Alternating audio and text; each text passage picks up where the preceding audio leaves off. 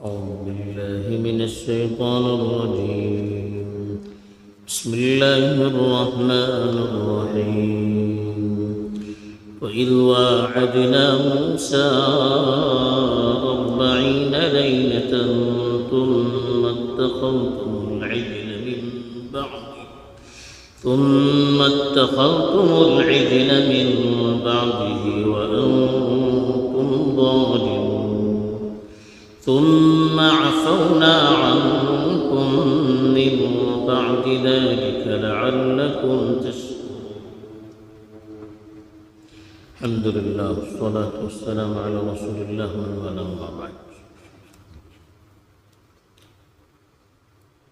تذکرہ پیچھے بنی اسرائیل کا چل رہا تھا کہ اللہ تعالیٰ نے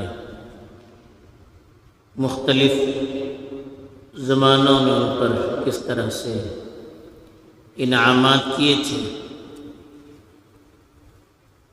پچھلی آیت میں حضرت موسیٰ علیہ السلام کے زمانے میں ان کی قوم کو فرعون سے نجات دلانے کا تذکرہ تھا اور سمندر سے ان کو کس طرح سے پار کروایا اور فرعون کی قوم کو اسی میں غرق کروا دیا، اس کا تذکرہ تھا. اب جو آیات تلاوت کی گئی ہے اس میں مزید اپنے ایک انعام کا تذکرہ کیا ہے. حضرت موسیٰ علیہ السلام اور ان کی قوم کو جب اللہ تعالیٰ نے نجات دے دی تو اب اللہ تعالیٰ نے چاہا کہ ان کو باقاعدہ ایک کتاب سے نوازا جائے، اس لیے کہ موسیٰ علیہ السلام جب تک مصر میں تھے تو فرعون کی قوم کو توحید کی دعوت نہیں تھی. بنی اسرائیل توحید پر قائم تھے، فرعون کی قوم میں آپ دعوت کا کام کر رہے ہیں. جب فرعون سے نجات مل گئی اب بنی اسرائیل کے لیے بھی احکامات کی ضرورت تھی، زندگی کے احکام تھے، کیا کرنا چاہیے کیا نہیں کرنا چاہیے، اس کی تفصیلات کی ضرورت تھی. تو اللہ نے وعدہ کیا کہ ایک کتاب ان پر نازل کرنے والے. اس کتاب کو حاصل کرنے کے لیے اللہ تعالیٰ نے کوہ طور پر حضرت موسیٰ علیہ السلام کو بلایا اور 40 دن تک وہاں پر اعتکاف کروایا. دن بھر رات بھر وہاں عبادت کرتے تھے.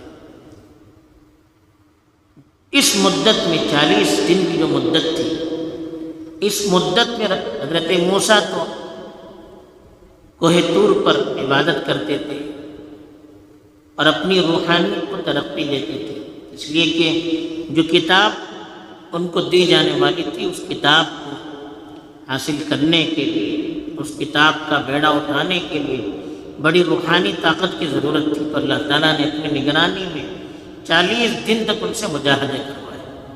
جب حضرت موسیٰ علیہ السلام جا رہے تھے تو اپنے بھائی ہارون کو اپنا نائب مقرر کیا اور ان کو حکم دیا کہ آپ اللہ کی عبادت کرتے رہیں، میں 40 دن کے بعد آ جاؤں گا. بلکہ ایک آیت سے معلوم ہوتا ہے کہ 30 دن کے لیے بلایا تھا. وَوَعَدْنَا مُوسَىٰ 30 لَيْلَةً وَأَتْمَمْنَاهَا بِعَشْرٍ فَتَمَّ مِيقَاتُ رَبِّهِ 40 لَيْلَةً. کہ پہلے 30 دن کا وعدہ کیا، پھر 10 دن بڑھائے، 40 دن مکمل کیا جو وقت تھا، اسے چلہ کہتے ہیں. تو 40 دن کا وقت متعین کیا اور اس میں خوب مجاہدے کروائے.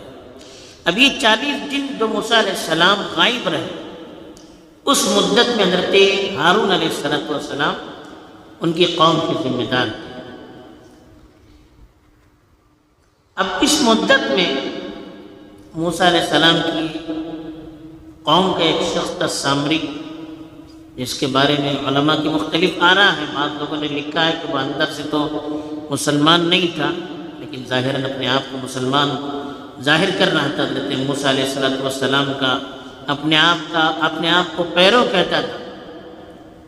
اس نے ایک بچڑا تیار کیا، بچڑا مانے گائے کا بچہ، اور ایک مٹھی کی حضرت آگے روایات آگے آیات میں اس کا تذکرہ بھی ہے سورہ طٰہٰ میں، حضرت جبرائیل علیہ السلام کی سواری کا قدم جس مٹی پر لگتا تھا اس میں زندگی آ جاتی تھی، اس مٹی سے اس بچھڑے کے اندر آواز پیدا ہوتی تھی۔ تو اس بچھڑے کے سلسلے میں اس نے کہا کہ یہ تمہارا معبود ہے، اس کی عبادت کرو، کیونکہ فرعون کی قوم بچھڑے کی عبادت کرتی تھی، گائے کی عبادت کرتی تھی۔ تو اس کو دیکھ کر بنی اسرائیل کے بہت سارے لوگ بھی متاثر ہوئے اور انہوں نے اس کی پرستی شروع کر دی۔ حضرت موسیٰ علیہ السلام واپس آئے، بلکہ کوہ طور پر ہی ان کو بتا دیا گیا کہ تمہارے جانے کے بعد تمہاری قوم تو بگڑ چکی ہے۔ اس نے غیر اللہ کی پرستی شروع کر دی۔ اب ایک نبی کے لیے شرک سے بڑھ کر کوئی قابل نفرت چیز نہیں ہو سکتی۔ حضرت موسیٰ علیہ السلام آئے تو عجیب حال تھا، غصے کی وجہ سے پوری کیفیت قرآن نے آگے بیان کی۔ پھر حضرت موسیٰ علیہ السلام نے اپنے بھائی کی بھی سرزنش کی، سامری کی بھی سرزنش کی۔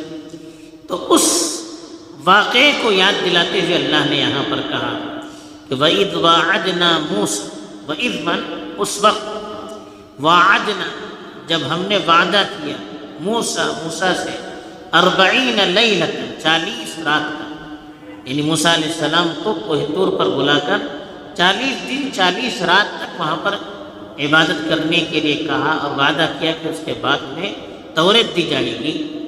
ثم اتخذتم العجل من بعد، ثم مانے پھر، اتخذتم العجل، عجل بچڑے کو کہتے ہیں، گائے کے بچے کو، من بعد مانے اس کے بعد، پھر اس کے بعد تم نے بچڑے کی پرستش کی، یعنی گائے کے بچے کی عبادت شروع کی۔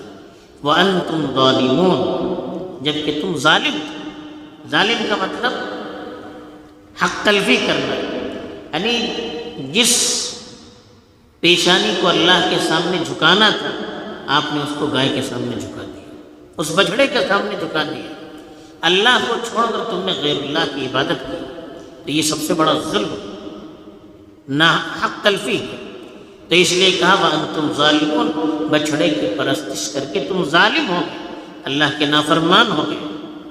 پھر اللہ تعالیٰ اپنے احسان کو یاد دلاتے ہوئے کہتے ہیں ثم پھر عفونا، ہم نے معاف کیا، عنکم تم کو، من بعد ذلک اس کے بعد، یعنی اتنا بڑا گناہ تم نے کیا پھر بھی اللہ نے تم کو معاف کر دیا۔ اب اس معافی کی کیا شکل ہے آگے اس کی تفصیل اللہ نے بیان کی ہے۔ لعلکم تشکرون، لعلکم شاید کہ تم تشکرون اللہ کا شکر ادا کرو، یعنی دوبارہ احساس ہو جائے کہ اتنا بڑا گناہ کرنے کے بعد بھی اللہ نے تمہیں معاف کیا، تو تم اللہ کا دوبارہ شکر ادا کرنے لگو، اللہ کے حقوق بجا لانے لگو اور اللہ کی اطاعت میں لگ جاؤ۔ جو کتاب حضرت موسیٰ پر نازل کی گئی ہے اس کتاب کو تم اپنے لیے رہبر اور رہنما بناؤ۔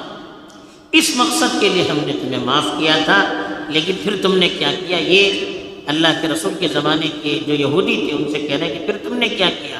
جب نئے نبی آئے، آخری نبی، اس کا تم نے انکار کر دیا۔ بہرحال یہاں پر اللہ تعالیٰ نے اپنے احسان کو یاد دلا کر اللہ کے رسول کے زمانے کے جو بنی اسرائیل یا یہودی تھے ان کو دعوت دی ہے کہ تمہیں اب اللہ کی مرضی کے مطابق چلنا ہے، تمہیں اب اللہ کی شریعت کو اختیار کرنا ہے، اور توریت میں جس نبی کا وعدہ کیا گیا تھا وہ نبی اب تمہارے درمیان موجود ہے، اس نبی کو اب اختیار کرنا ہے، اس پر ایمان لانا ہے اور اس کے بتائے ہوئے طریقے پر چلنا ہے۔ یہی حقیقت میں شکر ہے، یہی پیغام اللہ تعالیٰ نے دیا ہے۔ اللہ تعالیٰ ہمیں سمجھ عطا فرمائے اور قرآن کی آیات کو اپنے لیے رہبر بنا کر اپنی زندگی گزارنے کی ہمیں توفیق عطا فرمائے۔